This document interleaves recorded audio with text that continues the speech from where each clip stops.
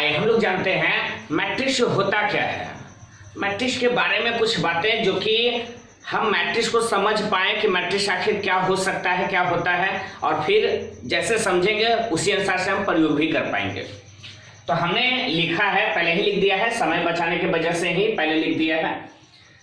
Matrix, इसको हिंदी में बोला करते हैं आव्यूह। जरा ध्यान से समझें, मैट्रिक्स को हिंदी में बोला करते हैं आव्यूह। अच्छा, अगर आव्यूह की बात करें तो दो वर्ड से मिलकर करके बना है आव्यूह। ये रिप्रेजेंट करता है आयताकार। आव्यूह का मतलब होता है रचना या संरचना। अब भली बातें पढ़े होंगे, चक्रव्यूह एक ऐसी रचना जो चारों तरफ से घेरने वाली हो रचना, है ना। चक्रव्यूह चारों तरफ से घेरने वाली रचना।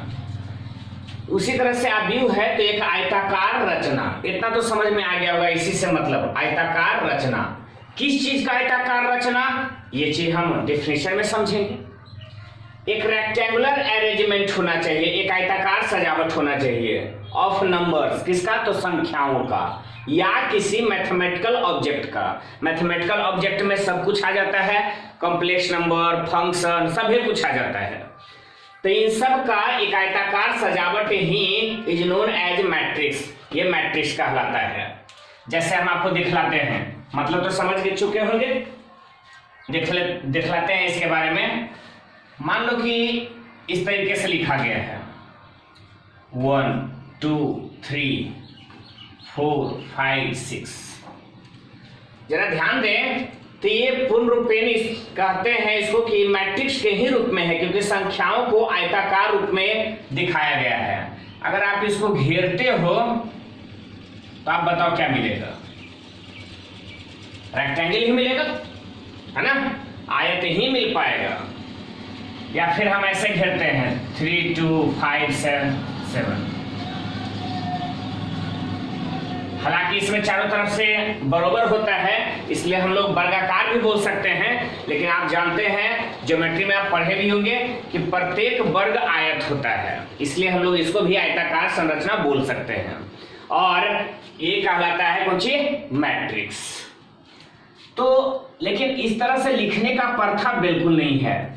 मैट्रिक्स को थोड़ा सुंदर दिखने के लिए बुक में साफ साफ लिखा गया है, for good looking.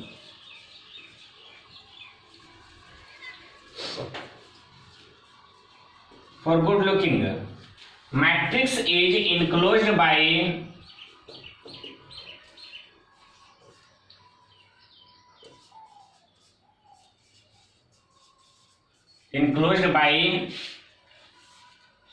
big bracket, बड़ी कोष्टक, ठीक है, या फिर स्मॉल ब्रैकेट, छोटी कोष्टक,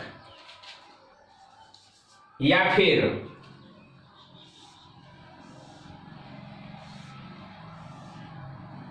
है ना डबल ब्रासेस, दोहरा दंडक, बोलते हैं दोहरा दंडक। इन तीन चीजों से हम लोग मैट्रिक्स को घेर करके लिखा करते हैं।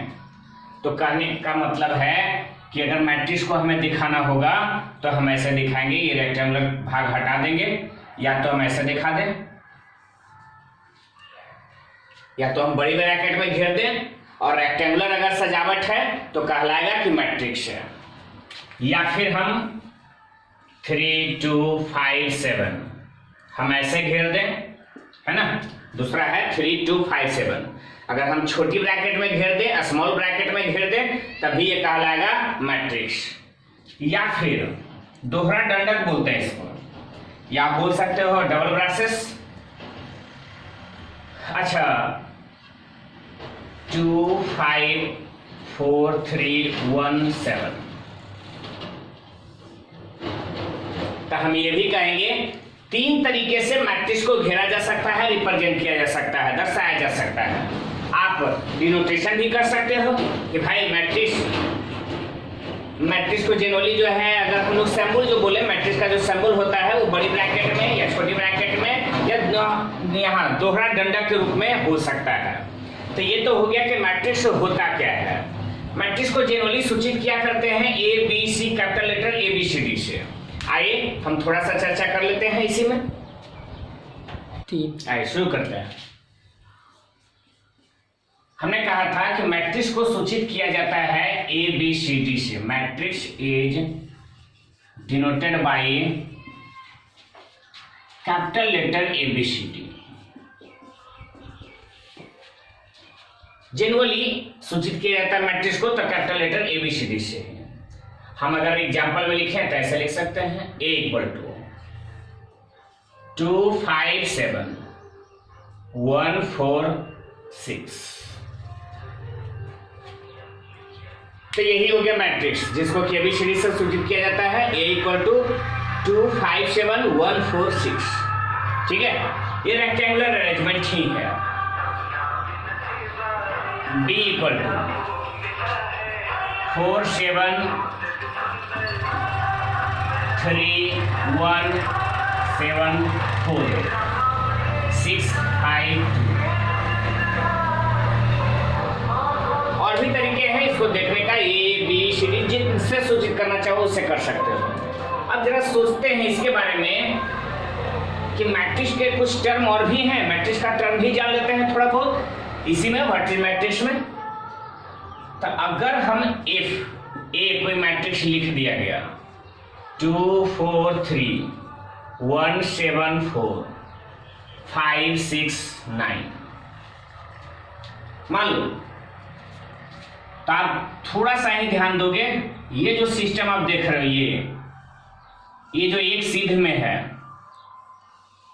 ये जो एक सीध में है, तो ये जो एक लाइन पर ही लिखा हुआ है 2 1 5 जो लिखा हुआ है एक लाइन ही पर ही लिखा हुआ है, जिसको कि हम 4 7 6 ये भी एक लाइन पर ही लिखा हुआ है, 3 4 9 ये भी एक लाइन पर ही लिखा हुआ है, एक लाइन में लिखा हुआ है। और उस लाइन को हम लोग बोलते हैं वर्टिकल लाइन। Vertical line.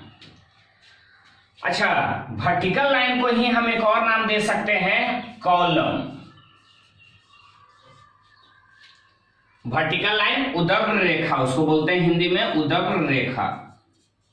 अब वाली बातें वाकिफ है। कॉलम यानी स्तंभ। ठीक है, आप अगर हम पूछे कि बताओ कॉलम में कौन कौन है, तो कॉलम आप देखा होगे 2 1 5 4 7 6 3 4 9, यही कॉलम है, 3 कॉलम है।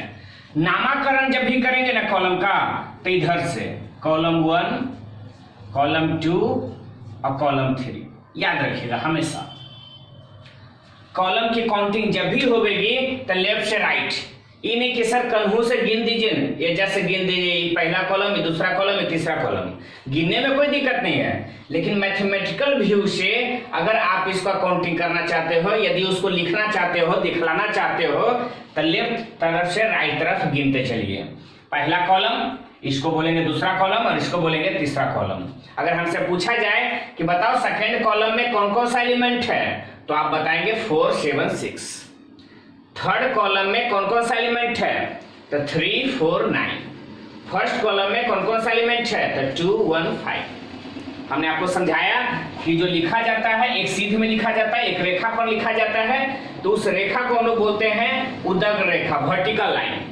वर्टिकल लाइन को ही हम और नाम दे सकते हैं कॉलम, स्तंभ, है ना।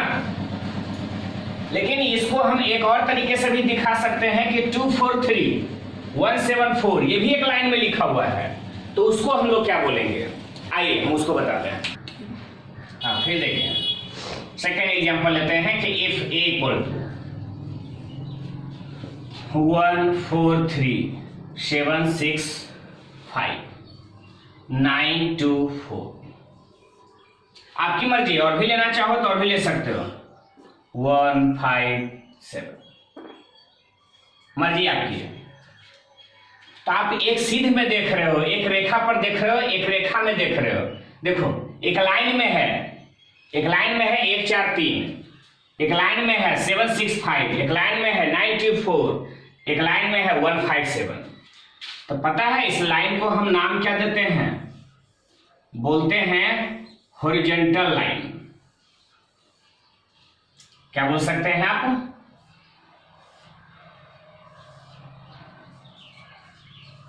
हॉरिजॉन्टल लाइन, है ना।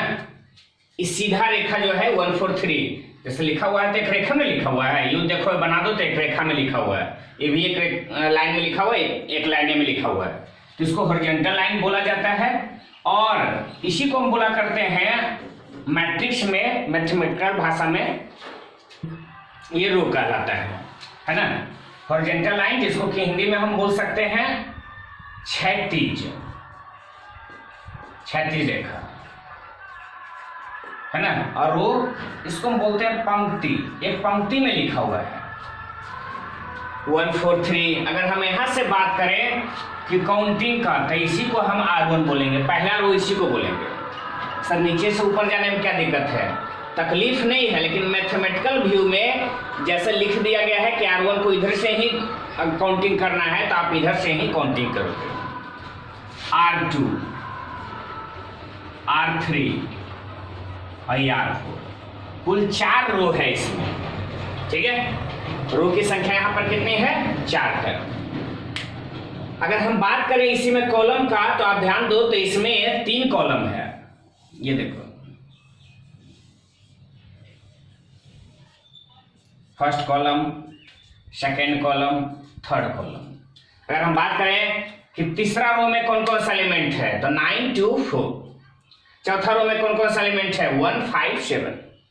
सेकेंड कॉलम में कौन कौन सा एलिमेंट है? तो 4 6 2 5, है ना।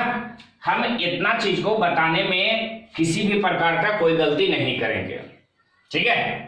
अब आगे बढ़ते हैं। हमने सिर्फ यही समझाया कि रो क्या होता है और कॉलम क्या होता है। अब बतलाते हैं रो को सूचित कैसे किया जाता है, कॉलम को सूचित कैसे किया जाता है, उसके बारे में। अब शुरू करते हैं फिर। Number of row is denoted by small n। Number of column is denoted by a small n.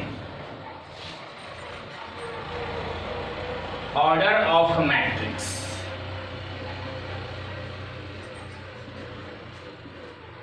Order of matrix is denoted by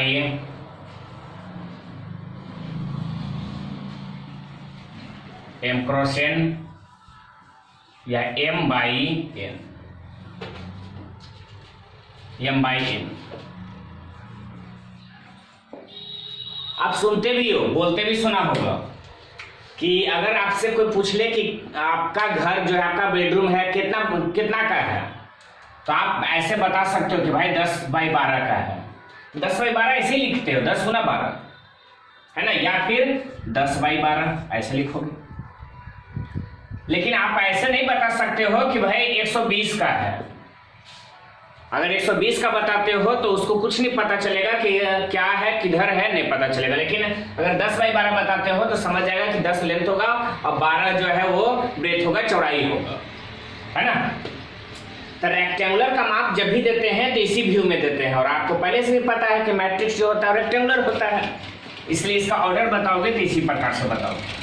आइए हम एक एग्जाम्पल लिखते हैं।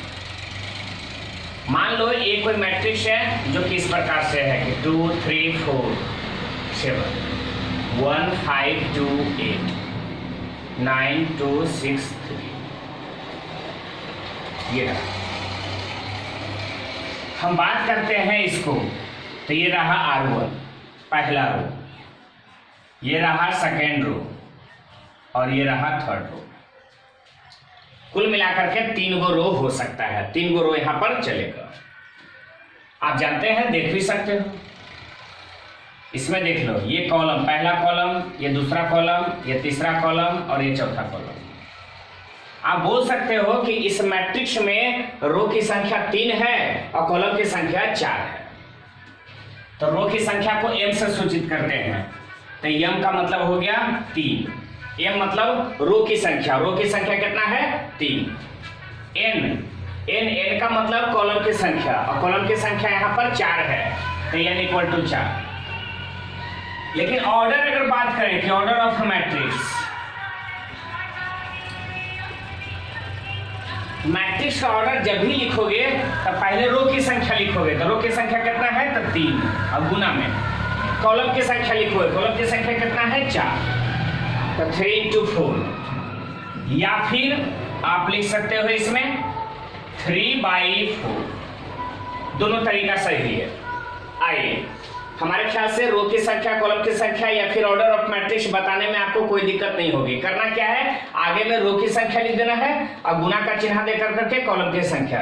याद रखें, इसको गुना करके 12 नहीं लिख देना है कि order of matrix equal to 12, नहीं, फिर गलत हो जाएगा। 3 into 4 का मतलब है यहाँ 3 गो रो है इस मैट्रिक्स में, 4 गो कॉलम है, ये सही विवरण देता है। 12 लिखोगे तो सही विवरण नहीं हो सकता, वो 4/3 भी हो सकता है, इसलिए वो सही विवरण नहीं चलेगा। ठीक है, ऑर्डर ऑफ मैट्रिक्स तक हो गया।